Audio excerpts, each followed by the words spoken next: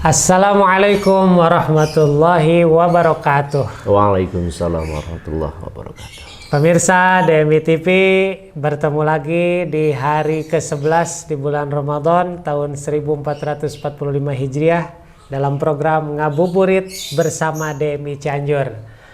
Alhamdulillah pada sore hari ini kita akan berbincang dengan salah satu ulama muda tokoh Cianjur. Kita langsung aja kenalan dengan beliau, yaitu Al-Ustadz Agung Rijaluddin. Assalamualaikum. Waalaikumsalam warahmatullahi wabarakatuh. Sehat-sehat. Alhamdulillah Pak Ustadz. Gimana keadaan kabarnya? Sehat juga ya? Alhamdulillah. Jadi bulan Ramadan momentum kita untuk terus menjaga semangat. Alhamdulillah. Jangan sampai momentum Ramadan ini orang lihat kita lemes gitu ya. Gitu. Betul. Ya, betul Pak Ustadz. Harus terus bersemangat. Alhamdulillah, siapa Ustadz. Pemirsa DMI TV, beliau Ustadz Agung ini adalah salah satu rekan kami sebagai wakil ketua umum di Perhimpunan Remaja Masjid Prima DMI Kabupaten Cianjur.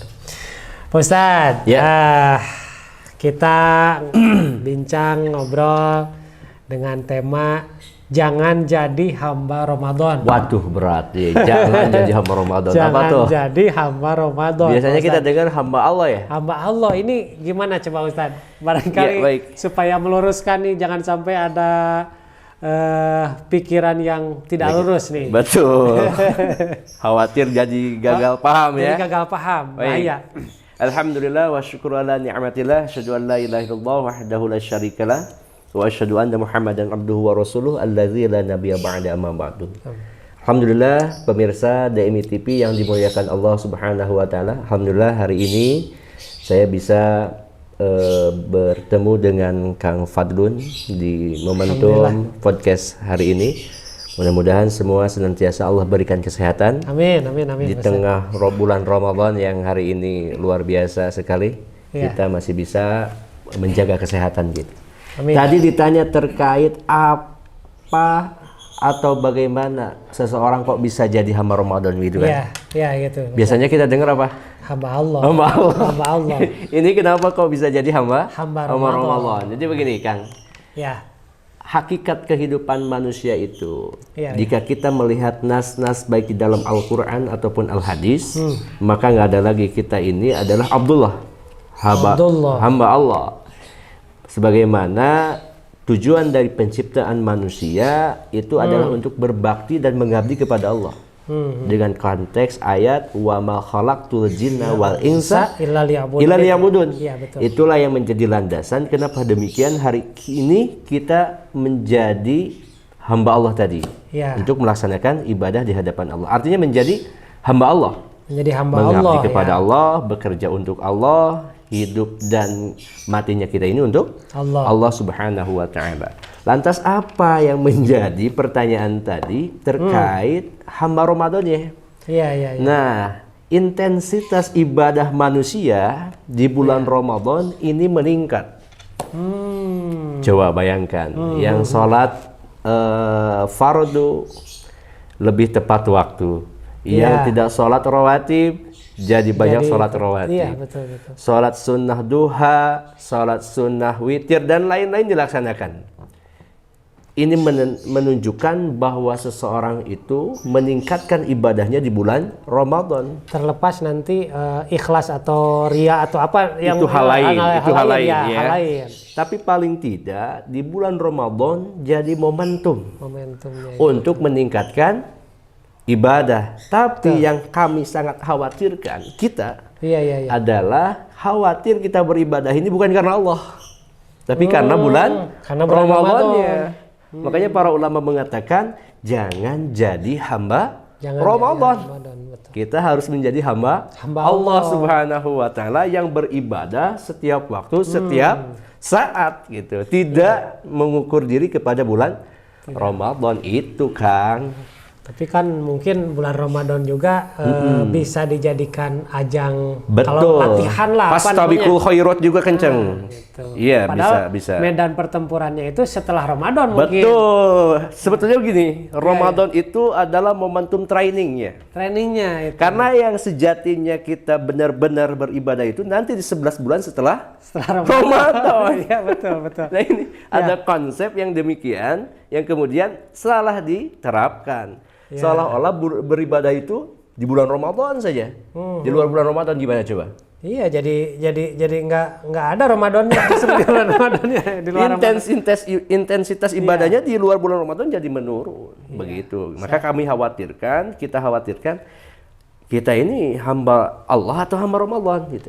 Yang bersemangat beribadah, ketika mengeluarkan Ramadan aja. Betul, infak, zakat dan selainnya itu di bulan Ramadan. Di sisa di luar Ramadan ya, Pak? Di Ramadan justru gitu. malah nggak ada ibadah-ibadahnya ya. Iya, itu sih Kang.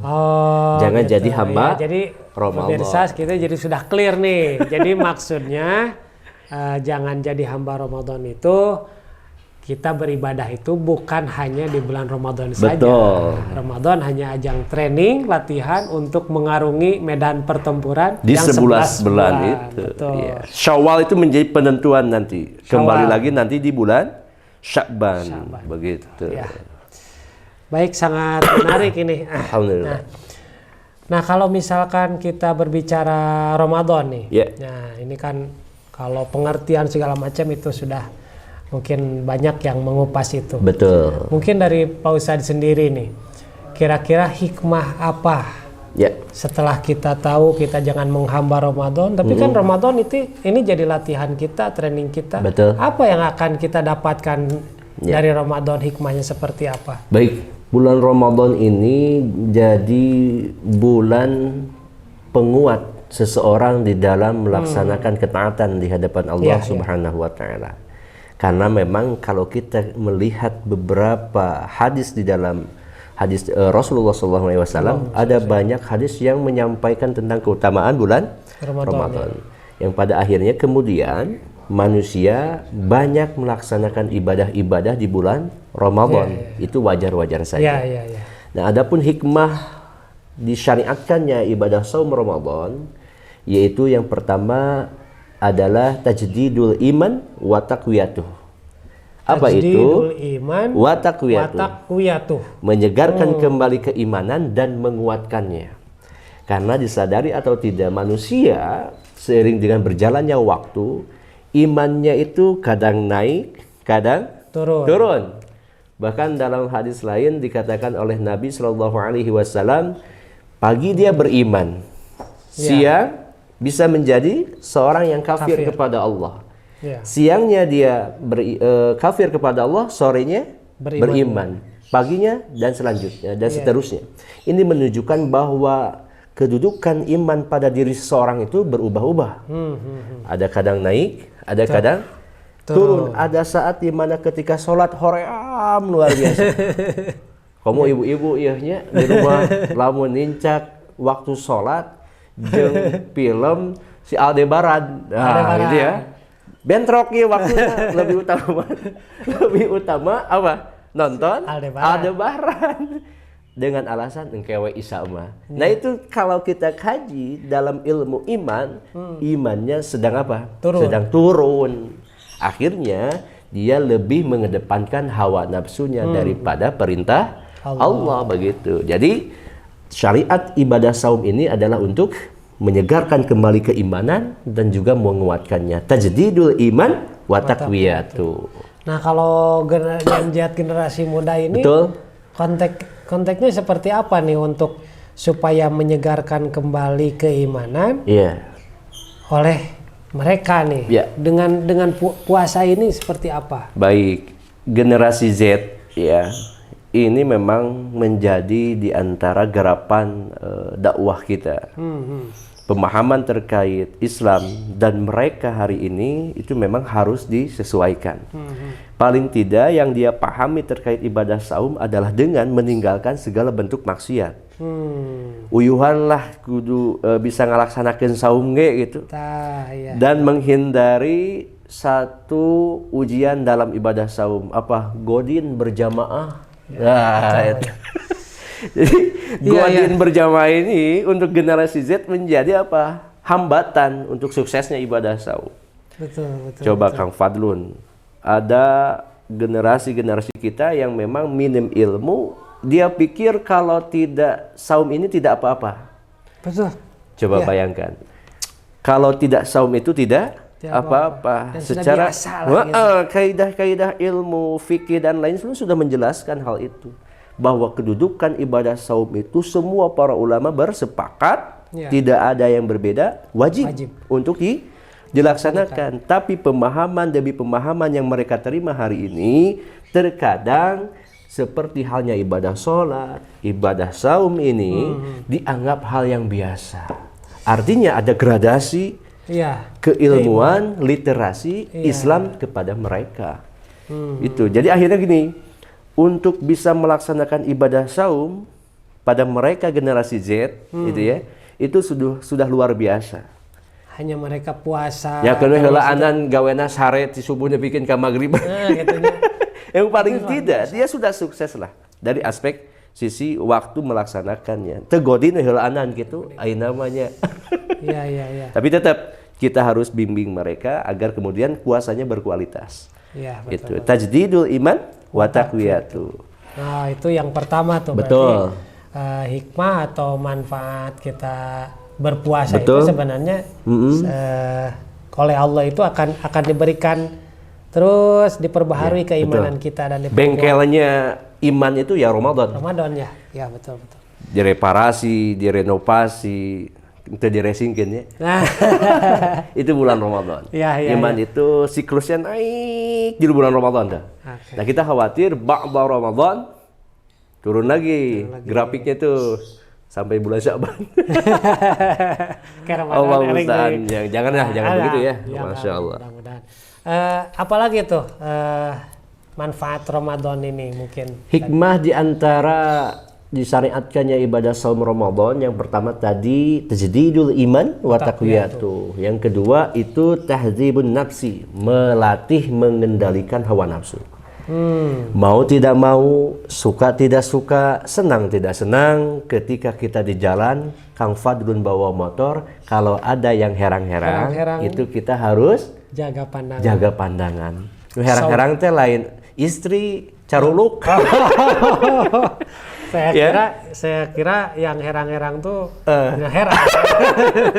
Jadi kalau kita bawa motor, lihat ukhti yang cantik, itu mau tidak mau, suka tidak suka, saum akan menjadi penghalang antara pandangan kita dengan orang yang kita lihat. Artinya apa? Mengendalikan hawa nafsu.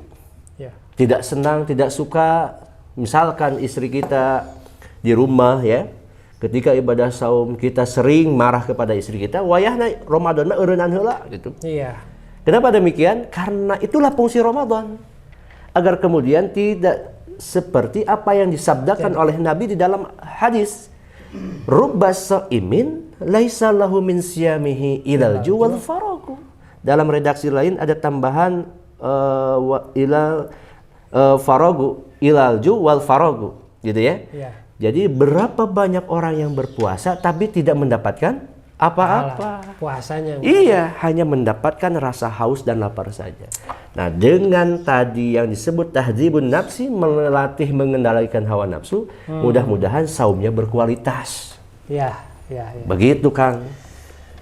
Oke, satu berarti dengan puasa ini ada pembaharuan iman, penguatan iman, pengendalian hawa nafsu. Nah, memang kadang-kadang ku puasa mah leuleus teh ningali cucunguk di bulan Ramadan mah juga korma atuh cucunguk teh. Ternyata begini, intensitas ujiannya itu pun semakin tinggi juga di bulan Ramadan itu. Lain dengan di luar bulan Ramadan. Jadi pahalanya besar didapatkan, ujiannya juga besar diterima. Sepadan gitu. Luar biasanya bulan Ramadan. Mungkin ada lagi nggak, Ustaz?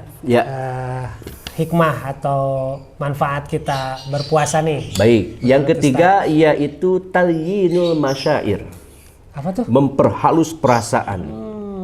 Dengan bulan Ramadan, mudah-mudahan sikap karakteristik diri yang egois, yang ingin menang sendiri, yang keras kepala itu bisa luntur.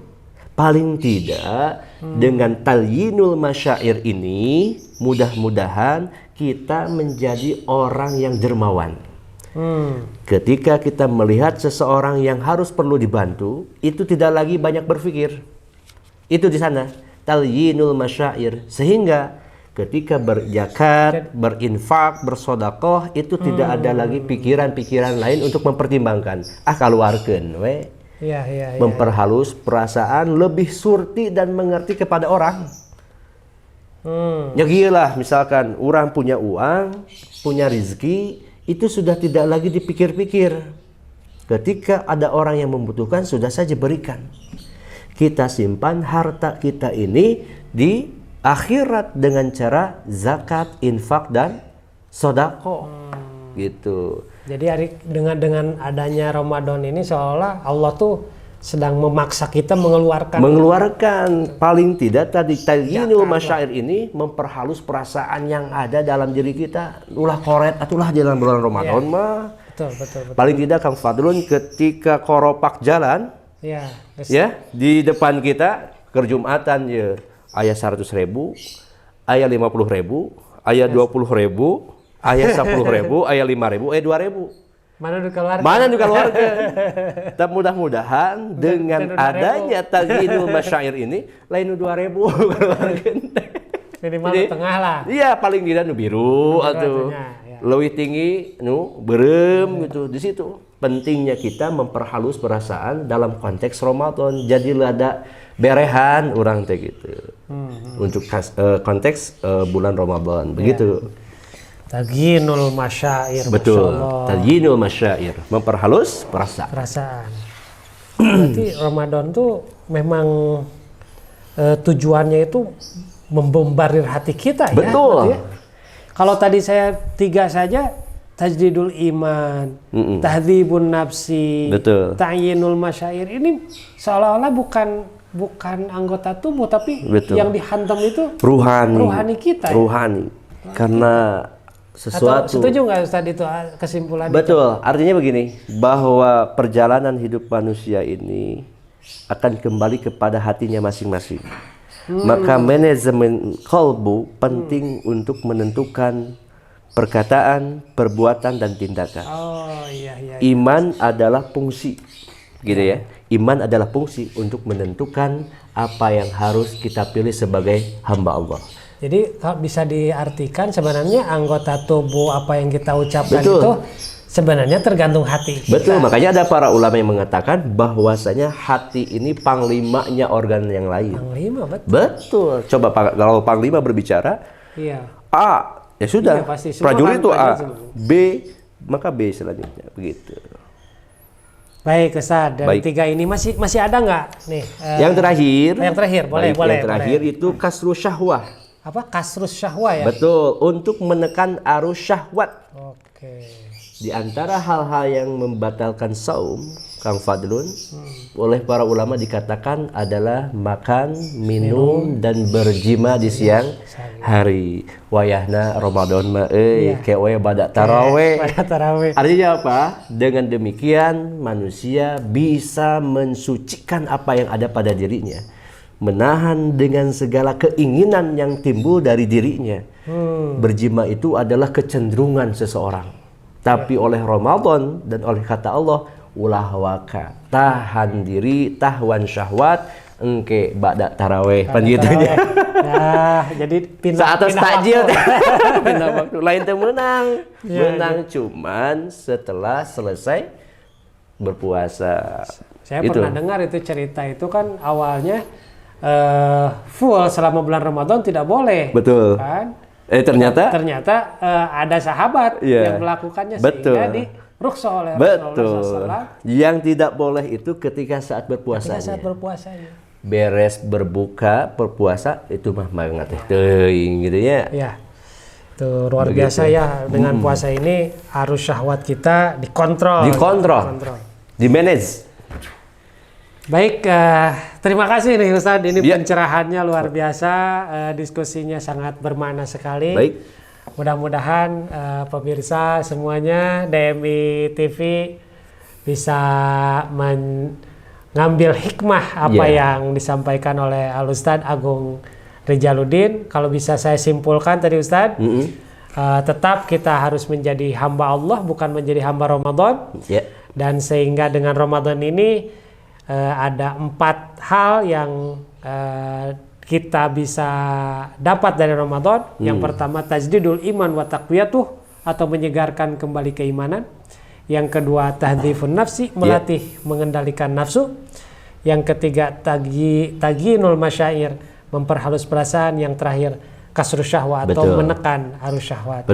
Ya, semoga jamaah sekalian, pemirsa DMI TV, umat muslim pada umumnya, dengan Ramadan ini mendapatkan hikmah dan hidayah dari Allah Subhanahu wa Ta'ala, sehingga menjadi hamba yang lebih baik lagi di masa-masa yang akan datang. Terima kasih Ustadz, sukses selalu Ustadz. Masya Allah, majelisnya semoga semakin ramai. Majelis Al-Tato atau apa? Majelis Tato. Majelis Al-Tato, Masya Allah, semoga semakin sukses. Majelis Pemuda Hijrah. Pemuda Hijrah. Masya Allah. Mudah-mudahan saya semakin sukses. Terima kasih kepada pemirsa DMI TV. Semoga bermanfaat. Kita bertemu lagi di episode yang selanjutnya. Saya Fantur Rahman. Assalamualaikum warahmatullahi wabarakatuh. Waalaikumsalam warahmatullahi wabarakatuh.